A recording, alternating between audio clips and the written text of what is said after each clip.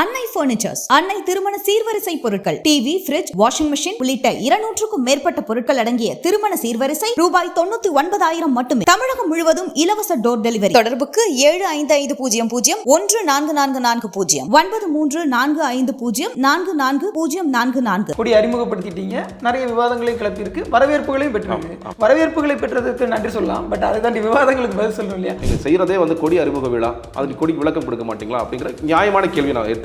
நியாயமான கேள்வி தான். சில பேர் பேசும்பொழுது சொல்ற விஷயங்கள் எங்களுக்கு உண்மையிலேயே சிரிப்பதான் வரவழைக்குது. கொடி என்பது எளிமையாக வரையக்கூடியதாக இருக்கணும். 3 நிமிஷத்துல கொடியை வரைஞ்சிடணும். கொடிக்கான போட்டியா நடக்குது. இங்க நிலைப்பாடுகள் என்ன, பாலிசி என்னங்கிறதா எங்களோட முக்கியமான கேள்வியா இருக்கு இல்லையா? அப்ப அது சில விஷயங்களை சொல்லுது. இந்த கொடி டக்குன்னு பாக்குறவங்களுக்கு தெரியும், இது தமிழ் தேசிய கொடி தானா? நிச்சயம் தமிழ் தேசிய கொடி தான். பகுஜன் சமாஜ் கட்சியினுடைய அந்த கொடியில் இருக்கக்கூடிய யானை. அப்ப நாம இந்த யானைகளை மாற்ற போறோமா? ஏன்னா ஏற்கனவே தமிழக வெற்றி கழகம்ன்றதுல இக்கு இல்லைன்னு சொல்லிட்டு அதுக்கப்புறமா அதை சேர்த்தோம். இந்த யானையில ஒரு சின்ன ஒரு கிளாரிபிகேஷன் கொடுக்க வேண்டிய அவசியம் இருக்குது. நம்மளுடைய சிம்பலாக சின்னமாக யானை இருக்க போவதில்லை. தமிழகத்தை சேர்ந்த பகுஜன் சமாஜ் தோழர்கள் அவங்களோட தலைவியான மாயாவதிக்கு தெரிஞ்சு பண்றாங்களா தெரியாம பண்றாங்கன்னு தெரியல. ஒரு ஆர்வ மிகுதியில கூட பண்ணிருக்கலாம். கொடியினுடைய நிறம் அது ஒரு சாதி கட்சியினுடைய நிறத்தோட ஒத்து போகுது.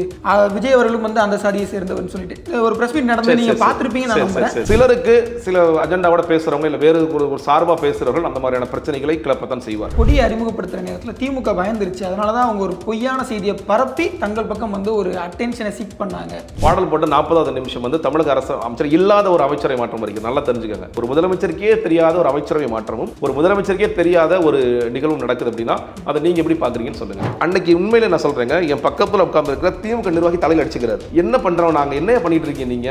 அவங்க பாட்டு கொடியேற்றிட்டு இருக்காங்க. அந்த நிகழ்வு போல் நீங்க இதுல கூட பயம் இவ்வளவு பதட்டப்பட வேண்டிய அவசியம் என்னன்னு கேட்கிறேன். திமுக சார்பாக பேசுகிற பல தோழர்கள் பேசுறாங்க, ஏங்க இவங்க எப்படி இருக்காங்க? இன்னொரு விஷயம் திமுக ஐடி விங் பேஜ்ல ஒரு கொடி போட்டாங்க. இவ்வளவு நாளா போடாத ஒரு போட்டோவை இன்னைக்கு போட வேண்டிய அவசியம் என்ன? உதயநிதி அவர்கள் துணை முதலமைச்சராக அவங்க ஒருவேளை எதிர்பார்த்திருக்கலாம், அதற்காக அன்னைக்கு போட்டுருக்கலாம் இல்லையா? சரி போட்டீங்கல்ல, ஏன் டெலிட் பண்ணீங்க? அடுத்தடுத்து நாங்க செய்ய போகிற நடவடிக்கைகள் மூலியமாக, மாநாடு மூலியமாக, நீங்க மக்கள் சந்திப்புகள் மூலியமாக இன்னும் இந்த பதட்டம் பயமாக மாறும். பயம் என்பது ஒரு காலத்தில் அவர்களை எங்கே கீழே வீழ்த்த வேண்டுமோ அதை வீழ்த்தும். மாநாட்டுக்கான முயற்சிகள் நடந்துகிட்டு இருக்கா? எங்க நீங்க மாநாட்டை கூட்டலாம் முடிவு பண்ணிருக்கீங்க? மிரட்டுவதோ இல்ல அவர்களுக்கு பயம் கொடுப்பதோங்கிறது அந்த இடத்தின் உரிமையாளர்கள். இடத்தோட ஓனரை கூப்பிட்டு நீ எப்படி கொடுத்துரும் நான் பாக்குறேன். அங்க இருக்கிற ஒரு மாவட்ட அமைச்சர் பேசினாருன்னா அவர் என்ன செய்வார்? அவர் அந்த ஊர்ல வாழணும். இப்போ அரசியல் நம்ம பேச ஆரம்பிச்சிட்டோம்னாலே பகையும் நட்பும் தேடி வரும். இப்போ நீங்க நீட் அப்படின்னு பேசிட்டீங்கனாலே உங்களுக்கு பாஜக பகைன்னு ஆயிரும். எமர்ஜென்சி பேசிட்டா காங்கிரஸ் பகையாயிரும். இந்த மாதிரி பகைகளா இருக்கும். நட்பு சக்திகளா நீங்க யாரை தெரிஞ்சீங்க அப்படிங்கிற ஒரு கேள்வி வருது இல்லையா?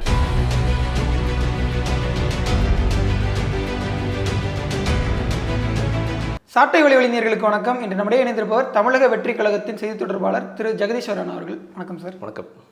நீண்ட நாட்களாக செய்தி தொடர்பாளர்ன்றதுக்கு முன்னாடி எல்லாருக்கிட்டையும் அரசியல் விமர்சகராக இருந்தீங்க. இப்போ செய்தி தொடர்பாளராக மாறிட்டீங்க. அந்த டிரான்ஸ்ஃபர்மேஷன் எப்படி இருக்குது சார்? ரொம்ப நல்லா தான் இருக்குது ஆக்சுவலாக. ஆனால் என்னன்னு கேட்டிங்கன்னா அதில் இருந்த ஒரு ஃப்ரீடம் அரசியல் விமர்சகராக இருக்கும்போது யார் வேணாலும் விமர்சித்து பேசலாம், எந்த கட்சி வேணாலும் விமர்சித்து பேசலாம், மனசில் பட்டதை பேசலாம்.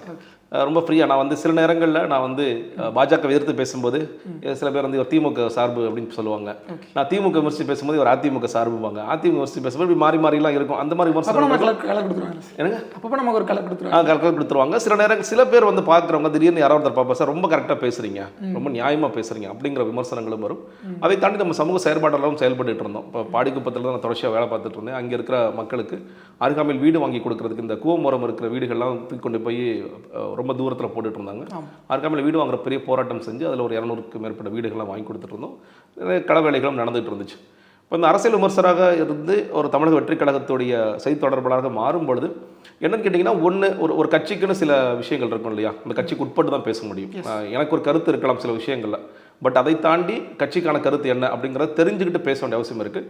பட் நான் ஏன் தமிழக வெற்றி கழகத்தில் இணைஞ்சேன்னு கேட்டிங்கன்னா நிறைய விஷயங்கள் ஒத்து போச்சு. எங்கள்கிட்ட சொன்ன நான் கேட்ட முதல் விஷயம், யார் பக்கம் நிற்க போகிறீங்க, யாருக்காக பேச போகிறீங்க அப்படிங்கும்போது பாதிக்கப்பட்ட மக்களுக்காக நிற்க போகிறோம். நம்ம ஜனநாயக பூர்வமாக என்றைக்குமே யார் பாதிக்கப்பட்ட மக்களும் அவர்களுக்காக நம்ம பேச போகிறோம் அப்படிங்கிற ஒரு விஷயம் தான் எங்களுக்கு பிடிச்சிருந்துச்சு. அதனால தான் நான் ஏற்றுக்கிட்டு வந்தேன். ஏன்னா என்னுடைய ஜேர்னிங்கிறது கிட்டத்தட்ட ஒரு 12-13 வருஷமாக இதில் இருந்திருக்கேன்.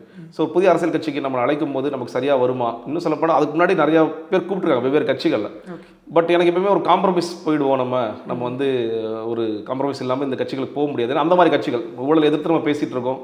அவங்களுக்கு உட்காந்து பேசும்போது ஊழல் ஆதரித்து பேசுகிற கூட சூழல் கூட ஆகலாம். அதெல்லாம் வேண்டாம்னு நினச்சிட்டு இருந்தோம். இப்போ இப்படி ஒரு அழைப்பு வந்தபோது சரி இந்த அழைப்பு நமக்கு சரியாக இருக்கும் அப்படின்னு நான் இதில் பயணிக்க ஆரம்பித்தேன். தமிழக வெற்றி கழகம் வந்து 2024 நாடாளுமன்ற தேர்தலுக்கு பிறகு ஒரு அரசியல் நகர்வு செய்திருக்காங்கன்னா அது இந்த கொடியேற்றுறது அப்படின்னு தான் சொல்லி ஆகணும் போல. கொடி அறிமுகப்படுத்திட்டீங்க, நிறைய விவாதங்களையும் கிளப்பியிருக்கு, வரவேற்புகளையும் பெற்றிருக்கு. வரவேற்புகளை பெற்றதுக்கு நன்றி சொல்லலாம், பட் அதை தாண்டி விவாதங்களுக்கு பதில் சொல்லணும் இல்லையா? ஸோ முதல்ல அந்த கொடிக்கு வந்து நீங்கள் எப்படி நினைக்கிறீங்க? கொடியை வந்து நம்ம அறிமுகப்படுத்துறது எந்த விதத்தில் உங்களுக்கு மனதை தருதா, எப்படி இருக்குது? அதாவதுங்க, நீங்கள் நம்மளோட முதல் அறிக்கையை பார்த்துருப்பீங்க. அதாவது February 2ஆம் தேதி கொடுக்கப்பட்ட முதல் அறிக்கை. அந்த அறிக்கையில் வந்து சொல்லப்பட்ட விஷயம் என்பது நீங்களே சொன்ன மாதிரி நாடாளுமன்ற தேர்தலில் போட்டி இல்லை, தேர்தல் ஆணையத்தில் பதிவு செய்யப்பட வேண்டிய அவசியம் இருக்கிறது அப்படிங்கிறதோட சேர்த்து இந்த கொடி, கொள்கைகள், கோட்பாடுகள் இவை எல்லாமே எங்கே அறிமுகப்படுத்தப்படும்னா மக்கள் சந்திப்பான மாநாடு தான். அதில் மாநாடுங்கிற வார்த்தை இருக்காது, மக்கள் சந்திப்புங்கிற வார்த்தை இருக்கும். எங்களுடைய எதிர்பார்ப்பு கூட மாநாட்டில் தான் இதை அறிவிக்க போகிறாங்க தலைவர் அப்படிங்கிற மாதிரி தான் இருந்துச்சு. உங்கள் வார்த்தைகள் மக்கள் சந்திப்பில் தான் அறிவிக்க போகிறோங்கிறதா இருந்துச்சு. இதற்கு முன்னாடி கொஞ்சம் அறிவிச்சிட்டாங்க. ஏன்னா ஒரே ஒரு முக்கியமான காரணம், ஏற்கனவே இயக்கத்துக்கு ஒரு கொடி இருக்கு, நீங்கள் பார்த்துருப்பீங்க. உன்னால் முடியும் தம்பின்னு போட்டு அவருடைய படம் போட்டு ஒரு கொடி இருக்கும், கொஞ்சம் பழைய ஃபோட்டோவில் இருக்கும். இப்போது மாநாட்டிற்கு வரப்போகின்ற லட்சக்கணக்கான தோழர்கள் கண்டிப்பாக கொடியை தாங்கி வருவாங்க. இப்போ நீங்கள் கடைசியாக எந்த ஒரு நிகழ்வு நடந்தாலும் அந்த கொடி தான் எல்லா இடத்துலையும் வச்சுட்டு இருக்காங்க. பெயர் பலகைகள் திறக்கும் போது கூட என்னென்னா அந்த உன்னால் முடியும் அந்த இயக்கக்கூடிய தான் வச்சு தாங்கி நிற்கிறாங்க.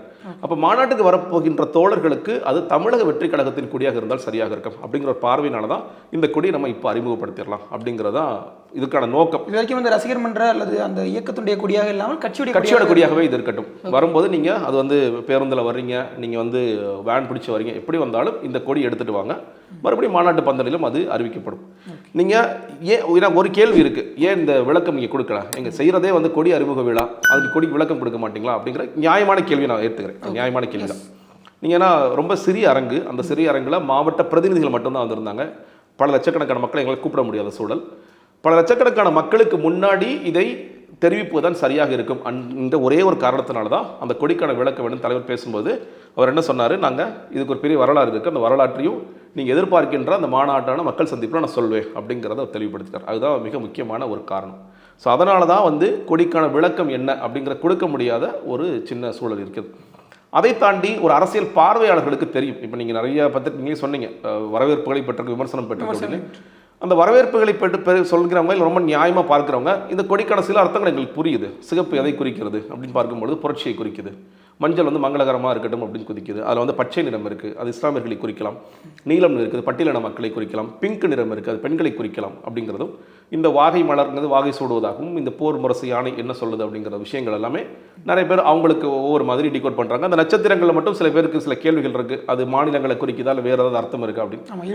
28 நட்சத்திரங்கள் அப்படிங்கிறது மாநிலங்களை குறிக்குதா அப்படிங்கிற கேள்விகள் இருக்குது. எல்லாவற்றிற்கும் இப்போ நான் சொன்னதை விட அவர் சரியான விளக்கம் என்ன, ஒவ்வொன்றுக்கும் வரலாறு என்ன, எதிலிருந்து இது எடுக்க அதெல்லாம் இடம்பெறுது அப்படிங்கிற விஷயங்கள் எல்லாமே நிச்சயமாக நாங்கள் சொல்வோம். அந்த அந்த நியாயமான விமர்சனங்களையும் கோரிக்கைகளையும் நாங்கள் வந்து கண்டிப்பாக ஏற்கிறோம். சில பேர் வந்து பேசும்பொழுது சொல்கிற விஷயங்கள் வந்து எங்களுக்கு உண்மையிலேயே சிரிப்பை தான் வரவழைக்குது. கொடி என்பது எளிமையாக வரையக்கூடியதாக இருக்கணும் அப்படின்னு சொல்கிறார். 3 நிமிஷத்தில் கொடியை வரைஞ்சிடணும். இந்த கொடிக்கான போட்டியாக நடக்குதுங்க. நீங்கள் அன்றைக்கி வந்து மாநாட்டுக்கு வரும்போது எல்லாருக்கும் கொடி போட்டி நாங்கள் வைக்க போகிறோமா? கிடையாது. கொடிங்கிறது ரொம்ப எளிமையாக இருக்கணும். அதாவது நான் கொடிங்கிறது எளிமையாக இருக்கணுங்கிறத விட அந்த கொடி தாங்கி வருகின்ற விஷயம் என்ன, அது என்ன சொல்லுது. இப்போது எல்லோரும் எங்களுக்கு கேட்குறது என்ன, உங்களோட நிலைப்பாடுகள் என்ன, பாலிசி என்னங்கிறத எங்களோட முக்கியமான கேள்வியாக இருக்கு இல்லையா? அப்போ அது சில விஷயங்களை சொல்லுது. இந்த கொடி டக்குன்னு பார்க்குறவங்களுக்கு தெரியும், இது தமிழ் தேசிய கொடி தானா? நிச்சயமாக தமிழ் தேசிய கொடி தான். நம்ம மூவர்ண கொடியில் சேர சோழ பாண்டிய கொடியில் இருந்த அந்த மஞ்சளும் இருக்குது, அந்த சிகப்பும் இருக்குது, தமிழ் தேசிய கொடி தான். வாகை மலர் அப்படிங்கிறதும் இல்லை போர்முரசு யானை என்பதும் புறநானூற்றோட பாடலோட ரெஃபரன்ஸ்லாம் இருக்குன்னு சில பேர் சொல்லும்போதும் நிச்சயமாக தமிழ் தேசிய கொடி தான். ஏன்னா தமிழக வெற்றி கழகம் என்பது தமிழக மக்களின் உரிமைகளுக்காக நிற்கின்ற ஒரு கட்சியாக இருக்க போகிறது. இன்றைக்கி நம்ம ஒரு முக்கியமான ஸ்டாண்ட் எடுத்தோம். நீங்கள் ரொம்ப செயல்பாடுகள் இல்லைன்னு அதை நான் ஏற்றுக்கிட்டாலும் ஒரு சில முக்கியமான ஸ்டாண்ட் எடுக்கும்போது நீட் இருக்குது, நம்ம ஆதரிக்கிறோமா எதிர்க்கிறோமான்னு பார்க்கும்போது நீட்டு வந்து நம்ம எதிர்க்கிறோம், நீட் விலக்கு கேட்கின்றோம் போன்ற விஷயங்கள் எல்லாம் தமிழக மக்களுக்காக மண்ணிற்காக பேசக்கூடியவர்களாகத்தான் நாம் இருப்போம் அப்படிங்கிற சொல்கின்ற விஷயமாகத்தான் இந்த கொடி வந்து வந்திருக்கு. அரசியல் பிரச்சனைகளை உங்களுடைய நிலைப்பாடு என்ன, செயல்பாடு என்னங்கிற கேள்விகள் வந்து இப்போ ரொம்ப முன்னாடி கேட்கப்படுறது தான். அது வந்து வேணாம்னு நினைக்கிறேன்.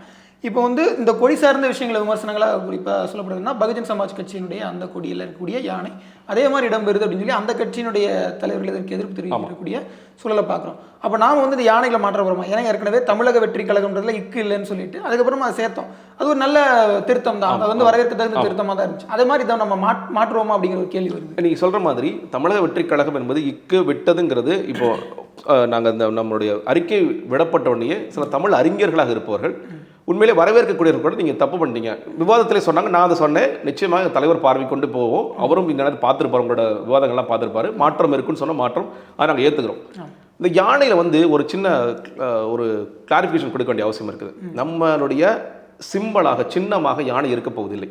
இன்னொன்று, இப்போ தேர்தல் ஆணையத்தின் விதிகளின்படி நமக்கு சின்னம் எப்போ கிடைக்கும்னா, நீங்கள் தேர்தலுக்கு முன்னாடி ஒரு 6 மாதத்துக்கு முன்னாடி நம்ம எத்தனை சதவீதமான இடங்களில் நிற்கிறோம், 10% நிற்கிறோங்க, எங்களுக்கு ஒரே சின்னம் கொடுங்க, ஒரு விளக்கு கொடுங்க, இல்லை வந்து ஒரு விசில் கொடுங்க அப்படின்னு நம்ம கேட்டு வாங்கலாம். இப்போ சின்னம் நம்ம கோர முடியுமான சின்னம் கோரவே முடியாது. நம்பர் 1, யானையவோ இல்லை வாகை மலரையோ இல்லை வேறு விலங்குகளையோ இப்போ கொடுப்பாங்களன்னா கொடுக்க மாட்டாங்க, அதெல்லாம் நிப்பாட்டிட்டாங்க. இந்த யானை எப்போ கொடுக்கப்பட்டதுன்னா, இந்த சட்ட விதிகள் வருவதற்கு முன்னாடி பகுஜன் சமாஜ் கட்சி வந்து அங்கீகரிக்கப்பட்ட கட்சியாக மாறிய காரணத்தினால் அந்த யானை கொடுக்கப்பட்டது.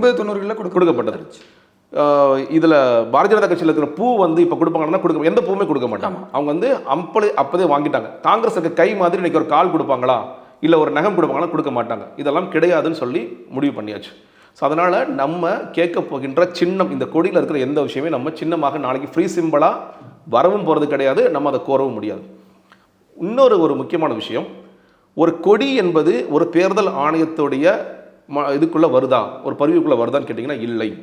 தேர்தல் ஆணையத்தின் பரிவுக்குள்ளே வருதுன்னு கேட்டிங்கன்னா கட்சியோட சட்ட விதிகள் என்ன, பைலாஸ் என்ன, கட்சியோட அரசியலமைப்பு சட்டம் என்ன, கான்ஸ்டிடியூஷன், பைலாஸ், இது 2 தான் பரிவு. அதை தாண்டி தேர்தலுக்கு வரும் பொழுது சின்னம் என்னங்கிறது மட்டும்தான்.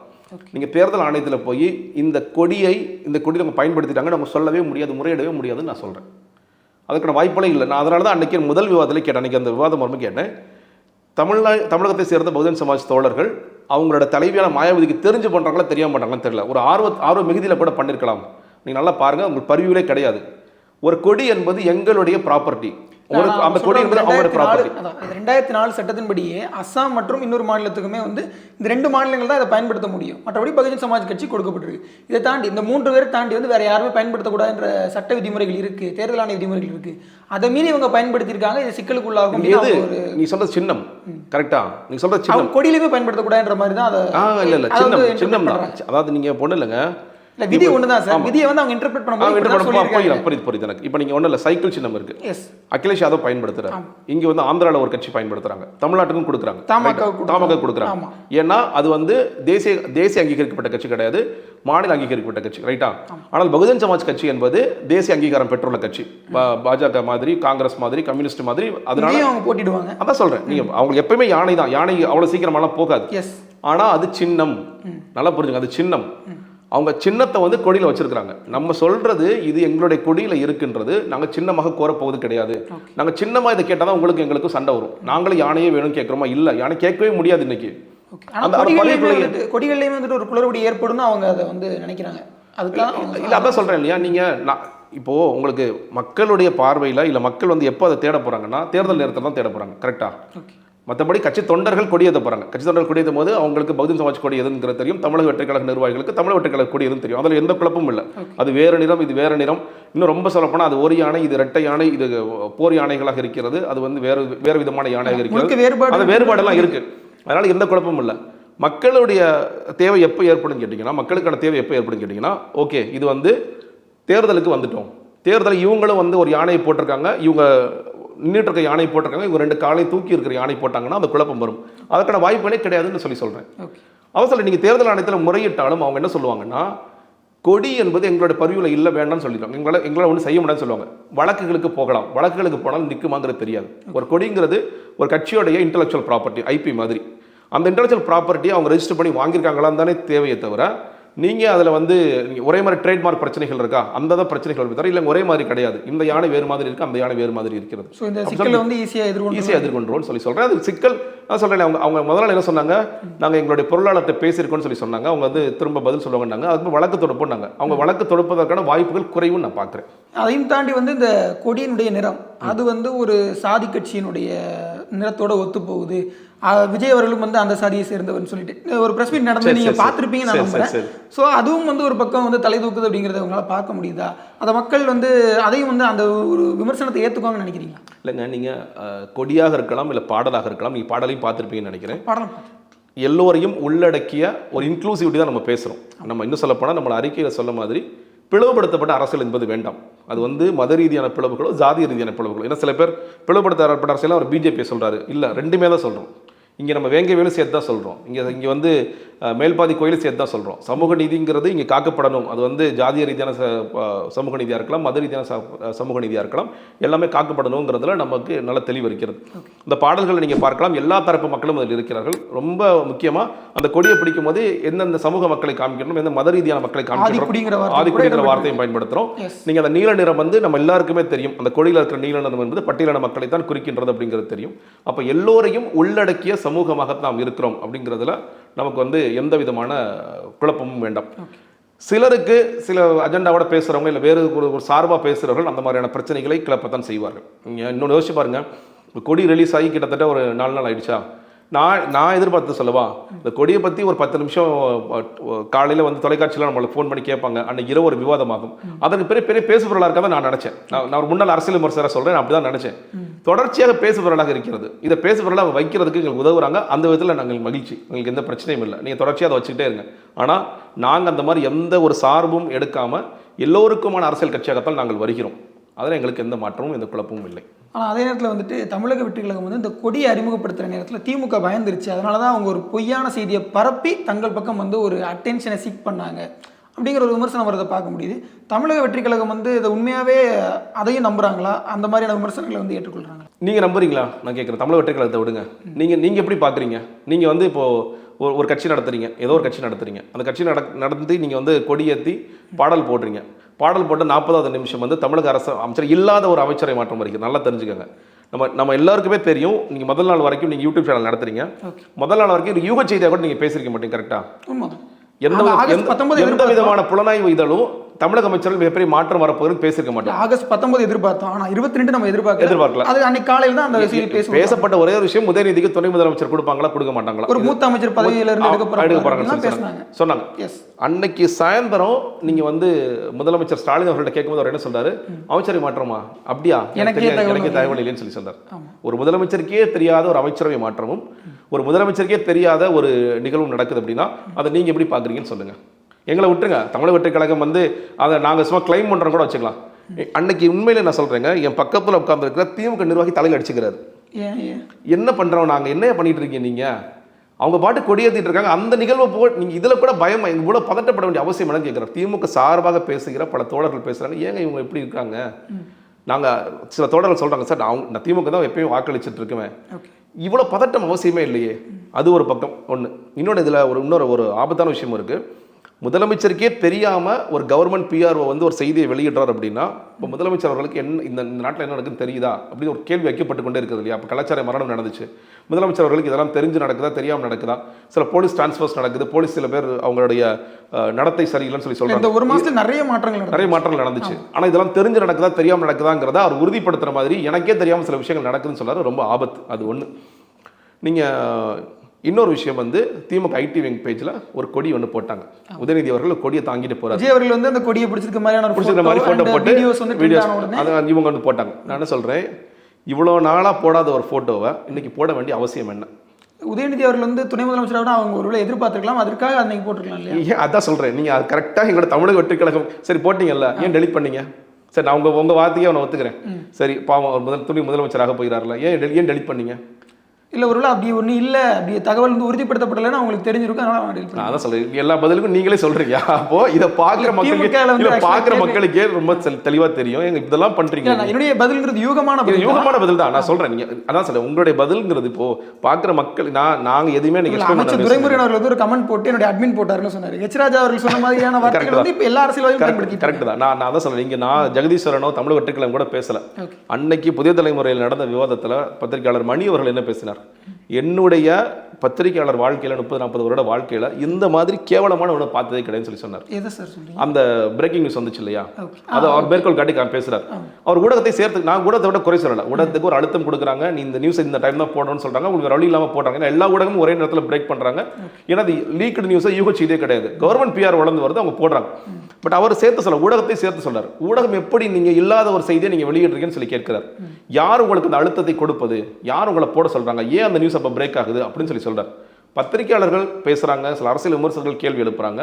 நீங்கள் பொதுமக்கள் பார்க்கும்போது அவங்க சொல்கிறாங்க, அவங்க நிறைய பேர் கேட்குறாங்க, பாடல் ஆரம்பிச்சோன்னா திடீர்னு எனக்கு பிரேக்கிங் நியூஸ் வருது, அந்த பாடலை கூட நாங்கள் முழுசாக பார்க்கக்கூடாது. இல்லை இன்னொன்று, நீங்கள் இந்த பாடலை அப்போ பார்க்கவே முடியாமல் போயிடுமா?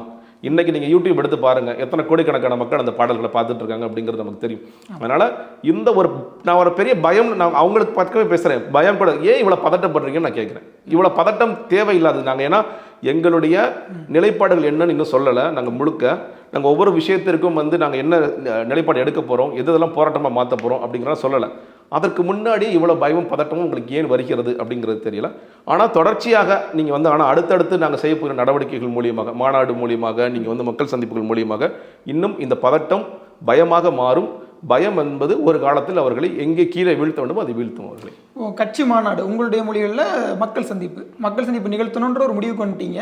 இடம் தேடுறீங்க, திருச்சி, மதுரை, அதற்கு பிறகு விக்கிரவாண்டி அப்படின்னு சொல்லி பேச்சுக்கள் தான் அடிபடுது. உங்கள் தரப்புல இருந்து எதுவும் செய்திகள் வந்த மாதிரி தெரியல. உண்மையாகவே மாநாட்டுக்கான முயற்சிகள் நடந்துகிட்டு இருக்கா? எங்கே நீங்கள் மாநாட்டை கூட்டலாம்னு முடிவு பண்ணியிருக்கீங்க? என்னதான் திட்டம் போயிட்டு இருக்கு? இல்லை, மாநாட்டிற்கான முயற்சிகள் நடக்குதாங்கிறது நீங்கள் தலைவர் நீங்கள் சொல்லும்போது சொல்லியிருப்பாரு. நீங்களாம் எதிர்பார்க்கின்ற ஒரு நாளான மாநாட்டில் அதை நாங்கள் அறிவிப்போம். அதனால் மாநாட்டிற்கு இன்னும் சொல்லப்போனால் மாநாடு இன்னும் முன்கூட்டே நடத்த வேண்டும் என்பதுதான் திட்டம். தேர்தல் ஆணையத்தில் ஒரு 3-4 மாதங்களில் ரெஜிஸ்டர் ஆகி வரும், நம்ம மாநாடு நடத்தலாங்கிற திட்டம். நீங்கள் சொன்ன மாதிரி திருச்சியில் இடம் பார்க்கப்பட்டது, மதுரையில் இடம் பார்க்கப்பட்டது. நீங்கள் ஏன் அதை வெளிப்படையாக நீங்கள் சொல்ல மாட்டேங்கிறீங்க அப்படிங்கிற ஒரு கேள்வி நான் புரிஞ்சுக்கிறேன். அதாவது உறுதிப்படுத்தப்படாமல் நீங்கள் சொல்ல முடியாதுங்கிறதையும் அதில் உறுதிப்படுத்த முடியாத மட்டும் கிடையாது. இன்னொரு சிக்கல் என்ன ஏற்படுதுன்னு கேட்டிங்கன்னா, நீங்கள் இப்போது எங்களை தடுக்கிறாங்கன்னு சொல்லும் பொழுது நீங்கள் அதற்கு பயப்படுகிறீங்களான்னு ஒரு கேள்வி எழும். நீங்கள் தடுப்பது திருச்சியை சார்ந்த மாவட்ட நிர்வாகியோ மதுரை சார்ந்த மாவட்ட நிர்வாகியோ கூப்பிட்டு ஆளும் தரப்பு மிரட்டவும் முடியாது. அவங்க மிரட்டுவதோ இல்லை அவர்களுக்கு பயம் கொடுப்பதோங்கிறது அந்த இடத்தின் உரிமையாளர்களிடம். இடத்தோட ஓனர் கூப்பிட்டு பேசுகிறோம், சிறுகனூர் ஓகே, இடத்தோட ஓனரை கூப்பிட்டு நீ எப்படி கொடுத்துருவோம் நான் பார்க்குறேன். அங்கே இருக்கிற ஒரு மாவட்ட அமைச்சர் பேசினார்னா அவர் என்ன செய்வார்? அவர் அந்த ஊரில் வாழணும், அப்போ அவர் பயப்பட தான் செய்வார். அந்த மாதிரியான மறைமுகமாக இது நடக்கும் பொழுது நாம் நேரடியாக அது நம்ம இங்கே ஒன்றுமே இல்லைங்க. ஒரு அரசியலுக்குள்ளே ஒருத்தர் வரார் அப்படின்னா முதல்ல கேட்கப்படுற கேள்வி என்ன? ப்ரெஷர் தாங்குவாரா? எக்கச்சக்கமாக ப்ரெஷர் வரும். நீங்கள் பலவிதமான தாக்குதல்கள் தொடுப்பாங்க, கருத்தியல் ரீதியாக அடிப்பாங்க, அதுக்கு நீங்கள் பதில் சொல்லலாம். குடும்ப ரீதியான தாக்குதல் நடத்துவாங்க, நீங்கள் இணையத்தில் எவ்வளோ வசைப்பாட முடியும் வசைப்பாடுவாங்க, எல்லாமே நடக்கும். அதெல்லாம் தாங்குவீங்களா? தாங்கக்கூடியவராகத்தான் அவர் வந்தார். நீங்கள் அவரோட திரைத்துறையில் நீங்கள் பார்க்கும் பொழுது நீங்கள் தலைவா, டைம் டு லீட் ஆரம்பிச்சது கடைசியாக லியோ வரைக்குமே ஒவ்வொரு படத்திற்குமான வெவ்வேறு பிரச்சனைகள் நடந்துட்டு தான் இருக்குது. அதெல்லாம் நான் திரைத்துறை மட்டும் சொல்கிறேன். இப்போ அதெல்லாம் பார்த்தவர் இங்கும் இந்த மாதிரியான பிரச்சனைகள் வரும், இந்த மாதிரி சிக்கல்கள் வரும் என்பதை தெரிந்து கொண்டு தான் வருகிறார். அதை சொல்லாததற்கு நாங்கள் ஒரே முக்கியமான காரணம், இந்த தாக்குதல் எங்களை நேரடியாக பண்ணுங்க. நீங்கள் இப்போ கூட ஒன்றும் இல்லை. நீங்கள் இப்போ கொடி ரிலீஸ் ஆனிச்சு, கொடி ரிலீஸ் ஆன கூட நீங்கள் இந்த கொள்கை ரீதியாக எங்களுக்கு ஏதாவது கருத்தியல் ரீதியாக எங்களோட மோதிரங்கள்லாம் இல்லை. அவர் பாருங்கள் அம்மா மதிக்காமல் போயிட்டாரு, அவர் பாருங்கள் அப்பா அம்மா பின்னாடி உட்கார வச்சுட்டாரு, இந்த மாதிரியான விஷயங்கள் தான் பண்ணுறாங்க. ஏன்னா நீங்கள் சொன்ன ரொம்ப சில விஷயங்கள் தான் நான் சொல்கிறேன். நீட் விஷயமாகட்டும், இல்லை கள்ளக்குறிச்சிக்கு அவர் பயணம் செய்ததாகட்டும், கள்ளக்குறிச்சி குறித்து அவர் பேசியதாகட்டும், ஆம்ஸ்ட்ராங் கொலை வழக்குக்கு அவர் தமிழக அரசை கண்டித்ததாகட்டும், எல்லாவற்றிலுமே கருத்தியல் ரீதியாக இவங்கள்ட்ட நம்ம ஒன்றும் சொல்ல முடியாது. ஏன்னா இவங்க மக்கள் பக்கம் இருக்கிறாங்க, இந்த தமிழக மண் பக்கம் இருக்கிறாங்க. அப்படிங்கிற காரணத்தினால இந்த தனிப்பட்ட தாக்குதல்களை அவர்கள் தொடுத்து கொண்டே தான் இருப்பார்கள். இந்த மாதிரியான சிக்கல்கள் எங்களுக்கு வரத்தான் செய்யும். அது நம்ம ஒன்றும் செய்ய முடியாது, அதை நாங்கள் ஃபேஸ் பண்ணி தான் ஆகணும். இல்லை, இப்போ அரசியல் நம்ம பேச ஆரம்பிச்சிட்டோம்னாலே, நம்ம பேச ஆரம்பிக்க உடனே பகையும் நட்பும் தேடி வரும். இப்போ நீங்கள் நீட் அப்படின்னு பேசிட்டீங்கனாலே உங்களுக்கு பாஜக பகைன்னு ஆயிரும். காங்கிரஸ் எமர்ஜென்சின்னு பேசிட்டீங்கன்னா காங்கிரஸ் பகையாயிரும். இந்த மாதிரி பகைகள்லாம் இருக்கும். நட்பு சக்திகளாக நீங்கள் யாரை தெரியுங்க அப்படிங்கிற ஒரு கேள்வி வருது இல்லையா? அந்த இடத்துல சீமானவர்கள் ஒரு பக்கம் பேசுறாரு, இன்னொரு பக்கம் இன்னும் சில கட்சிகள் உங்களுக்கு என்ன சொல்ல வலைவிரிக்கிறதா அல்லது உங்களுக்கு கேடுகிறதா அப்படிலாம் சொல்றாங்க. ஸோ யாரெல்லாம் நீங்க சேர்ந்துக்கலாம் அல்லது உங்களோட நட்பு சக்தியெல்லாம் இருப்பாங்கன்னு நீங்க நினைக்கிறீங்க? இல்லைங்க, அதாவது எங்களுக்கு சொல்லப்பட்டிருக்க விஷயம் என்பது நீங்கள் மக்களின் பக்கம் நிற்க வேண்டும். இப்போ மக்களின் பக்கம் நிற்க வேண்டும் என்று பார்த்தால், மக்களுக்கு எதிராக யார் என்று ஆட்சி புரிகிறார் என்றால் மத்தியில் ஆட்சியில் புரிகிறவங்களும் மாநிலத்தில் ஆட்சி புரிகிறவங்க மட்டும்தான். நீங்கள் அதை தாண்டி மற்ற எல்லா சக்திகளுமே நேர் சக்திகளாகத்தான் இருப்பாங்க. அதற்காக நீங்கள் அவங்களோட கூட்டணி தேர்தல் அளவுக்கு கூட்டணி போவோமா அப்படின்னு கேட்டிங்கன்னா, தேர்தல் கூட்டணி குறித்து நாங்கள் பார்த்துக்கொள்கிறோம். அவங்க என்ன சொல்கிறாங்கன்னா, வேலை செய்யுங்க. இப்போ நீங்கள் செப்டம்பர் மாதம் ஒருவேளை மாநாடு முடிஞ்சது அப்படின்னா, அதற்கு அடுத்தபடியாக மக்களுக்காக நீங்கள் செய்ய வேண்டிய பணிகளை செய்யுங்கள். இப்போ கட்டமைப்பு ரெடி ஆகிடுச்சு. இப்போ நீங்கள் இந்த ஒரு பெரிய கேப் இருந்தது இல்லையா, பிப்ரவரியிலேருந்து நீங்கள் ஜூலை ஆகஸ்ட் வரைக்கும் என்ன பண்ணீங்கன்னா, அந்த கட்டமைப்பு பணிகள் என்பது முழுக்க முடிந்து விட்டது. அப்போ நாளையிலிருந்து நீங்கள் அறிக்கை வாயிலாக, கள அரசியல் வாயிலாக, நீங்கள் போராட்ட அரசியல் வாயிலாக நீங்கள் அந்த வேலையை பண்ணுங்கள். தேர்தல் என்பது 2026 ஜனவரி மாதம், பிப்ரவரி மாதம் நம்ம கூட்டணியோ அதற்கு முன்னாடியோ நம்ம பேசிக்கலாம். ஜனநாயகபூர்வமாக அந்த முடிவுகள் இருக்கும். தலைமை அதை முடிவு செய்து கொள்ளும். நீங்கள் அந்த தேர்தல் கூட்டணி இப்போ செய்தியாளர்களுக்கு செய்தி சேனல்களுக்கு எப்பொழுதுமே அது என்ன கூட்டணி யார் கூட போகிறாங்க அப்படிங்கிற ஒரு கேள்வி இருக்குது, அவங்களுக்கு ஒரு தேவை இருக்கிறது. நமக்கு அந்த தேவை இப்பொழுது இல்லை, இருக்குது, நிச்சயமாக இருக்குது. அந்த நேரத்தில் பார்த்துக்கொள்ளலாம். இன்னொன்று, நம்ம சொல்லியிருக்கிறது வந்து நம்ம முதன்மை சக்தியாக வர வேண்டும் அப்படிங்கிறதா. அந்த இலக்கை நோக்கி நீங்கள் பயணிச்சுட்டே இருங்க. தேர்தல் அரசியல் என்று வரும்பொழுது அதை நாங்கள் பார்த்துக் கொள்கிறோம். இப்போ தமிழக வெற்றி கழகத்தையும் தாண்டி ஓட் ஷேர் உள்ள கட்சிகள்னு பார்த்தாலே தமிழ்நாட்டில் ஒரு 10 கட்சிகள் இருக்கு. அவங்களுக்கு 1 or 2% கூட ஓட் ஷேர் இருக்கு. அப்படிங்கிறப்போ ஓட் ஷேர் உள்ள கட்சிகளோட வந்து நாம் ஒரு பிணைப்பையோ கூட்டணியை ஏற்படுத்திக்கிட்டா மட்டும்தான் 2026 நமக்கு ஒரு நல்ல இடம் கிடைக்கும் அப்படிங்கிறது வந்து தமிழக வெற்றி கழகத்துக்கும் தெரியும். அப்போ அதற்கான கூட்டணி தலைவர்கள் இப்போயே தேட ஆரம்பிச்சிட்டாங்க. சீமானை சந்திச்சாரு, திருமாவளவன் சந்திச்சாரு, பலரையும் சந்தித்து ஏற்கனவே பேச்சுவார்த்தை நடத்துறாங்க. ஒரு பக்கம் அன்புமணி ராமதாஸ் அவர்களே 2 பேரில் ஒருத்தர் சந்திச்சாங்க. ஸோ இவங்களோட வந்து ஒரு பாசிட்டிவான என்ன சொல்கிறது ஒரு பிணைப்பு உருவாக வாய்ப்பு இருக்குது அப்படின்னு சொல்லப்படுது. இல்லைங்க, அதான் சொல்கிறேன் இல்லையா. இப்போ நீங்கள் முதல்ல வந்து நாம் தமிழர் கட்சி ஒரு சீமான் அவர்களுடன் ஒரு கூட்டணி போகிறதுக்கான வாய்ப்புகள் இருக்குன்னு பேசப்பட்டது. அவங்கள பல இடத்துல நம்மளை வரவேற்று விஜய் அவர்கள் வந்து சீமானை சந்திச்சாரு, திருமாவளவன் சந்திச்சாரு. அது எனக்கு அது சந்திப்புங்கிறது எனக்கு தெரியாது. நம்ம வெளிப்படையாக நடந்த விஷயங்களை சொல்கிறேன். அவர் வந்து இப்போ நேற்று கொடி நிகழ்வு வரைக்கும் எங்களுக்கு ஆதரவாக பேசுகிறார். அதிமுக சார்ந்தவர்களும் எங்களுக்கு ஆதரவாக பேசுகிறார்கள். அது எல்லாமே உண்மைதான், அதிலெல்லாம் எந்த மாற்று கருத்தும் இல்லை. எங்களுக்கு கொடுக்கப்பட்ட இலக்கு என்பது நீங்கள் பார்த்துக்கலாம். இப்போ உறுப்பினர் சேர்க்கை என்பது 2 கோடி நபர்களை சேர்க்கணும் அப்படிங்கிறது இலக்கு. அந்த இலக்கு எதற்காகன்னு கேட்டிங்கன்னா, அது நம்ம முதன்மை சக்தியாக நாம் இந்த மண்ணில் உருவாக வேண்டும் என்பதற்கான இலக்கு. நான் அதான் சொல்கிறேன் மறுபடியும். நீங்கள் தேர்தல் கூட்டணி கணக்குகள் இன்று இது நான் சொல்ல முடியுமா, இல்லை வந்து இப்பொழுது கட்சிக்குள்ளே பேசப்பட்டதானா? இல்லை. அதுதான் எங்களுக்கு சொல்லியிருக்குது. இந்த தேர்தல் கூட்டணி கணக்கு பற்றி நீங்கள் கவலைப்படாதீங்க, அதுக்கான நேரம் வரும். நீங்கள் 2026 வரும் பொழுது நம்ம எந்த பொசிஷனில் இருக்கோம், 2 கோடி உறுப்பினர்கள் 2 கோடி அச்சீவ் பண்ணிட்டோமா, இல்லை வந்து நம்ம எத்தனை கோடி அச்சீவ் பண்ணியிருக்கோம், நம்ம கட்டமைப்பு எவ்வளோ பலமாக இருக்குது, நம்ம பூத் கமிட்டி இப்போ எவ்வளோ ஸ்ட்ராங்காக இருக்குது, இந்த மாதிரி கேள்விகளின் மூலியமாக நம்ம அதற்கான பதில்களை அப்போ எடுத்துக்கொள்வோம்.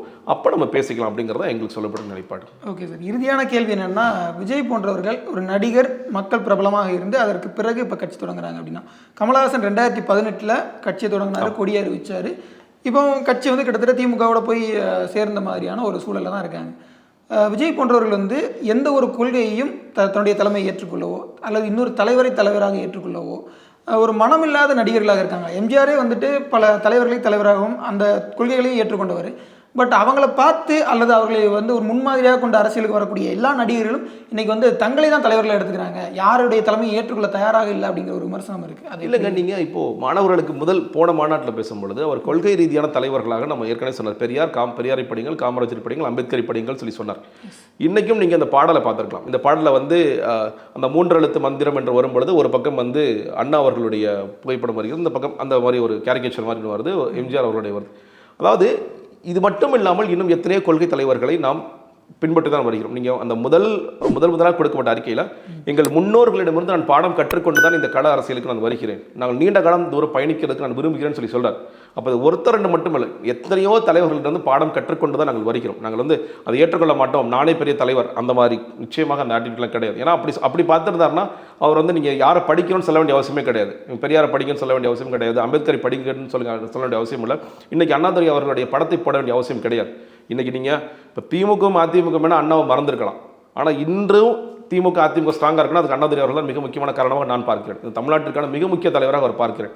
அப்போ அவருடைய வந்து கொள்கை தலைவராக முதலாக முதலமைச்சரான திமுக முதலமைச்சராக தலைவராக இவர் எம்ஜிஆர் அவர்கள் வந்து செய்த மக்கள் பணிகள் அதன் மூலியமாக அவர் வந்து முதலாக அதிமுகவை அரியணை ஏற்றிய தலைவராக அவர் எல்லாவற்றையுமே கொள்கை தலைவர் ஏற்றுக்கொண்டு தான் வருகிறோம். அதனால் அதில் எந்த மாற்றமும் இல்லை. அவர் நானே பெரிய தலைவர் அப்படின்னு அவர் எங்கேயுமே தன்னை பிரகடனப்படுத்திக்கலாம். அதே நேரத்தில் வந்துட்டு இந்த மாணவர்களை மையப்படுத்தி விழாக்கள் நடத்துறது அப்படிங்கிறது வந்து எதிர்கால வாக்காளர்களை அல்லது புதிய தலைமுறை வாக்காளர்களாக வரக்கூடியவங்களாம் ஃபஸ்ட்டு தன்னுடைய பக்கம் இருத்தணும் அப்படிங்கிற ஒரு நோக்கம் இருக்குன்னு ஏற்கனவே திமுக மேலே அந்த விமர்சனம் வைக்கப்படுது. அவங்க வந்து சில திட்டங்களை அறிமுகப்படுத்தும் போது அவங்க அதே இதை வந்து விஜய் அவர்களும் பண்ணுறாருங்கிற ஒரு விமர்சனம் இல்லைங்க. இந்த அதாவது 2009க்கு பிறகு இயக்கமாக மாறியதிலிருந்து தொடர்ச்சியாக இந்த பணிகள் நடந்துகிட்டு இருக்கு. இன்றைக்கி நீங்கள் வந்து கட்சிக்கான ஃபோக்கஸ் கிடைச்சதுனாலும் இன்னும் சொல்லப்போனால் அவருடைய ஃபிலிம் கேரியர்லையும் அவர் பெருசாக வளர்ந்துட்டு வரும்போது பெரிய ஃபோக்கஸ் கிடைக்குது, அவ்வளோதான். இன்னும் நீ பழைய புகைப்படங்கள்லாம் இன்னும் ஓடிட்டு இருக்கு. 2015, 16 போன்ற ஆண்டுகளில் மாவட்ட அளவில் செய்த உதவிகள்லாம் இவர் போய் செஞ்சுட்ருக்கார். மக்கள் இயக்கமாக இந்த 15 ஆண்டுகளாக தொடர்ச்சியாக அவங்க என்னென்னா இப்போ இன்றைக்கும் நீங்கள் பல ஏரியாக்கள் போங்க சாப்பாடு போட்டுட்ருப்பாங்க. மக்கள் இயக்கமாகவோ தமிழ் வெற்றிக்கழகம் சாப்பாடு போட்டிருக்காங்க, முட்டைப்பால் திட்டம் கொடுக்குறதா இருக்கலாம், நூலகம் நடத்துறதா இருக்கலாம், பயிலகம் நடத்துறதா இருக்கலாம், இது எல்லா வேலைகளையும் அவர் செய்து கொண்டு தான் இருக்கார். அதனால் இவங்க நம்ம டார்கெட் பண்ணணும், இந்த மாணவர்கள் தான் பிற்கால வாக்காளர்கள், அது செய்ய வேண்டிய அவசியமே கிடையாது. நீங்கள் சிஏஏ குறித்து அறிவிக்கும் பொழுது எங்கள் கட்சியில் இருந்து வெளியே போனவங்களும் எனக்கு தெரியும், கட்சிக்குள்ளே வந்தவங்களும் எனக்கு தெரியும். ஓகே, சிஏ இந்த நிலைப்பாடு சரியான நிலைப்பாடு. நீட்டு குறித்த நிலைப்பாடு சொல்லும் பொழுது வெளியே போனவங்களையும் தெரியும், அதிகமாக உள்ளே வந்தவங்களையும் தெரியும். நாளைக்கு மாநாடு பந்தலில் அவர் பேச போகின்ற ஒவ்வொரு விஷயத்திற்கும் இதே நடக்கும். ஓகே, இதில் என்னுடைய பார்வை இதுதான். அவரும் சரியா அந்த பார்வை எடுக்கிறார், நான் அதனால என்னை இணைச்சுக்கிறேன், இல்லை என்னை இணைச்சு காட்டி நான் அட்லீஸ்ட் நான் அவருக்கு தான் வாக்களிப்பேன் அப்படிங்கிற ஒரு மாற்றம் ஏற்படும். அதை தாண்டி இவர் வந்து தன்னை எப்படி எஸ்டாப்ளிஷ் பண்ணுறாரு? ஓகே, நீங்கள் மிகப்பெரிய கேள்வி அதுதான். நான் எல்லாத்தையும் சொல்கிறது என்னென்னா, திமுக அதிமுகங்கிற மிகப்பெரிய ஜாம்பவான்கள். நீங்கள் வந்து தலைவர் பெருசாக வளர்றாரு, ஓகே. ஒவ்வொரு ஊரில் நீங்கள் சின்ன உதாரணம் எடுத்துக்கங்க. இங்கே வந்து ஒரு சேகர் பாபு அவர்கள் இருக்கிறார். அந்த சேகர் பாபுக்கு எதிர்த்து இங்கே நிற்கக்கூடிய அளவிற்கு தமிழக வெற்றி கழகத்தில் ஒரு மாவட்ட தலைவர் உருவாகி விட்டாரா? நீங்க அங்கே KN நேரு இருக்கார், அவருக்கு எதிர்த்து நிற்கிறாரா? செல்லூர் ராஜு ஒருத்தர் இருக்காரு, அவருக்கு எதிர்த்து நிற்கிறாங்களா? அப்படிங்கிற அளவிற்கு நாமும் வளர்ந்தால்தான் மக்களுக்கு அந்த நம்பிக்கை வரும். அதற்கான கட்டமைப்பு வேலைகள் பண்ணி உங்களுக்கான ஒரு பொறுப்பை கொடுத்தாச்சு. அந்த பொறுப்பில் நீங்கள் தொடர்ச்சியாக எப்படி நீங்கள் மக்கள் மனதில் இடம்பெறுகிறீர்கள் என்பது முக்கியமான விஷயம். இதெல்லாம் ஒன்று சேரும்போது தான் இது வந்து வெற்றியாக மாறும் அப்படிங்கிறத நாங்கள் பார்க்குறோம். ஓகே சார், தமிழக வெற்றி கழகத்தை குறித்து நிறைய விமர்சனங்கள், கேள்விகள் எல்லாத்துக்குமே தெளிவு கொடுத்துருக்கீங்க. ரொம்ப நன்றி சார். சாட்டை எடுத்து நாட்டை திருத்து, இளம் தலைமுறை தானே நீ